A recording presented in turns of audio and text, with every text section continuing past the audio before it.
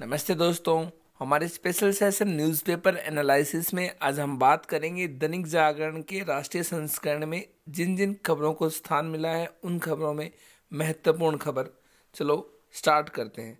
सबसे पहले जिन्हें आज प्रथम स्थान मिला है वो है पदोन्नति में आरक्षण को उचित प्रतिनिधित्व के आंकड़े जुटाने जरूरी हैं।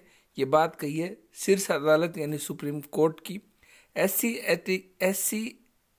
एससी की पदोन्नति में आरक्षण के लिए कैडर को यूनिट माना जाएगा, यानी यूनिट माना जाना चाहिए, ना कि संपूर्ण सेवा को। ये कहा है सुप्रीम कोर्ट ने एससी एसटी के पदोन्नति आरक्षण के बारे में। बात करें हम सुप्रीम कोर्ट की, तो सुप्रीम कोर्ट भारतीय संविधान के भाग 5 अध्याय 4 अनुच्छेद 124 से 147 तक निहित है सुप्रीम कोर्ट के बारे में। इसके अलावा सुप्रीम कोर्ट की स्थापना 28 जनवरी 1950 को हुई थी। बात करें अगली खबर की, तो अगली महत्वपूर्ण खबर है ईंधन भरवाने के लिए अनिवार्य किया जाएगा PUCC, यानी राजधानी में यानी दिल्ली में जल्द ही प्रदूषण नियंत्रण प्रमाण पत्र के बिना वाहन ईंधन मुश्किल हो जाएगा। दरअसल प्रदूषण के खिलाफ जारी जंग को धारदार बनाने के लिए दिल्ली सरकार ने पेट्रोल और डीजल भरवाने के लिए इस प्रमाण पत्र को अनिवार्य करने की योजना बनाई है। इसे लेकर नीति तैयार कर ली गई है, लेकिन ड्राफ्ट को अधिसूचित करने से पहले जनता से राय ली जाएगी। बात करें अगली खबर की, तो अगली खबर स्थान मिला है हाल ही में महाराष्ट्र में 1 साल के लिए विधायकों को निलंबन कर दिया था, तो उसके बारे में सुप्रीम कोर्ट में एक केस हुआ और सुप्रीम कोर्ट ने कहा है कि ये एक असंवैधानिक है। शीर्ष अदालत यानी सुप्रीम कोर्ट, जो कि भारतीय संविधान में निहित है, भाग 5 के अध्याय 4 में, जिसकी स्थापना 28 जनवरी 1950 को हुई थी, शीर्ष अदालत ने महाराष्ट्र विधानसभा से 12 भाजपा विधायकों के निलंबन को मनमाना बताया है। उसने वहाँ महाराष्ट्र विधानसभा में इन 12 विधायकों को 1 साल के लिए निलंबन कर दिया था। बात करें अगली खबर की, तो अगली खबर है मिसाइल निर्यात करने वाले देशों के क्लब में भारत शामिल, यानी भारत ने शुक्रवार को फिलीपींस के साथ सुपरसोनिक क्रूज मिसाइल ब्रह्मोस के एंटीशिप वेरिएंट की बिक्री के एक समझौते पर हस्ताक्षर किए।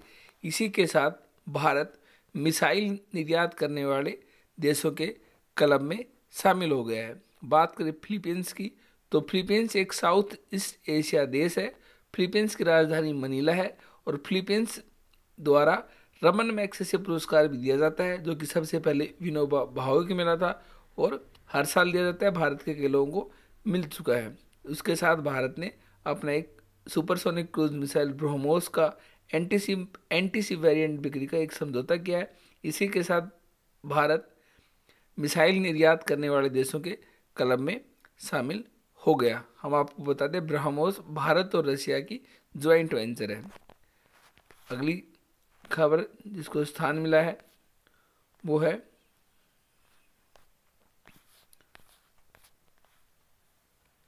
युवाओं को अतीत से परिचित कराए मीनाक्षी लेखी, जो हमारी केंद्रीय मंत्री हैं।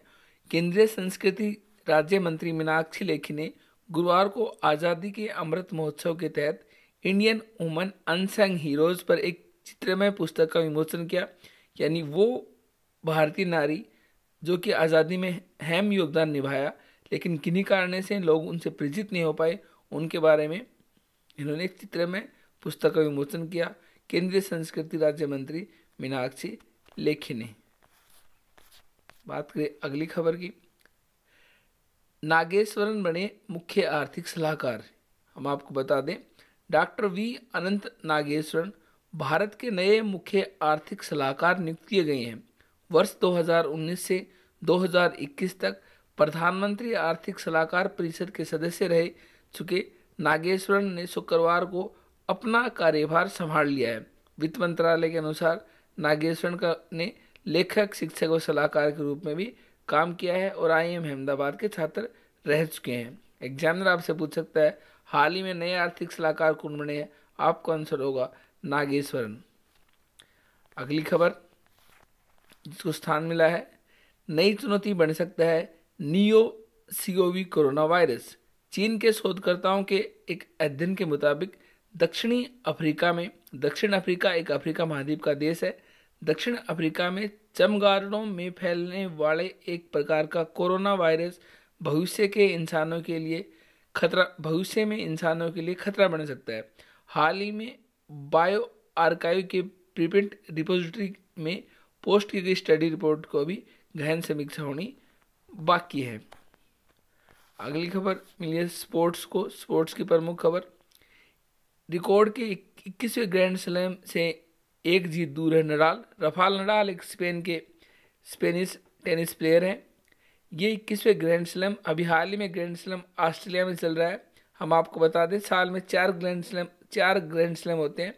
पहला ऑस्ट्रेलिया, दूसरा फ्रेंच ओपन यानी फ्रांस में, तीसरा लंदन में विंबलडन और अंतिम ग्रैंड स्लैम होता है यूएसए में। और हाल ही में जो ग्रैंड स्लैम चल रहा है उससे एक जीत दूर है नडाल, जो कि स्पेन के खिलाड़ी हैं। बात करेंगे कल की न्यूज़ में इनकी खबर आ जाएगी कि किन्हें मिला ग्रैंड स्लैम। 21वें ग्रैंड स्लैम से एक जीत दूर है नडाल। बात करें अगली खबर की, तो अगली खबर दैनिक जागरण राष्ट्रीय संस्करण ने स्थान दिया है। बताया है कि भाजपा देश की सबसे अमीर राजनीतिक पार्टी बन गई है। वर्ष 2019-20 में घोषित संपत्तियों के आधार पर भारतीय जनता पार्टी यानी भाजपा सबसे अमीर राजनीतिक दल है। भाजपा के पास कुल 4,847.78 करोड़ रुपए की संपत्ति है। ये 7 राष्ट्रीय दलों द्वारा घोषित कुल संपत्ति का 69.37% के बराबर है।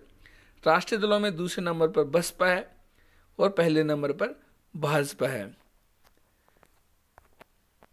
बात करें अगली खबर की, तो अगली खबर जिसको स्थान मिला है वह S-400 पर अमेरिकी आपत्ति खारिज कर भारत ने कहा हमारी विदेश नीति स्वतंत्र है। हम आपको बता दें हम हाल ही में रूस से S-400 मिसाइल प्रतिरक्षा प्रणाली की खरीद पर अमेरिका द्वारा चिंता व्यक्त करने के बीच भारत ने शुक्रवार को स्पष्ट किया कि वह स्वतंत्र विदेश नीति का अनुसरण करता है और उसकी रक्षा खरीद व आपूर्ति पर भी लागू होती है। विदेश मंत्रालय के प्रवक्ता बगाची ने प्रेस वार्ता में ये बात कही। S-400 हम खरीद रहे हैं हाल ही में रूस से। बात करें एग्जामिनर की, तो एग्जामिनर आपसे पूछ सकता है कि हाल ही में किसे नया मुख्य आर्थिक सलाहकार बनाया गया। आपका आंसर होगा नागेश्वरण। वहीं एग्जामिनर आपसे पूछ सकता है हाल में भारत ने मिसाइल के निर्यात क्लब में शामिल हुआ, उसने किस देश के साथ समझौते किया। उसने फिलीपींस के साथ समझौता किया। तो फिलीपींस जो एक साउथ ईस्ट एशिया देश है जिसकी राजधानी मनीला है। हमारे आज के दैनिक जागरण के राष्ट्रीय संस्करण में इतना ही। जल्द मिलते हैं हम हरियाणा की कुछ खबरों के साथ। Thank you.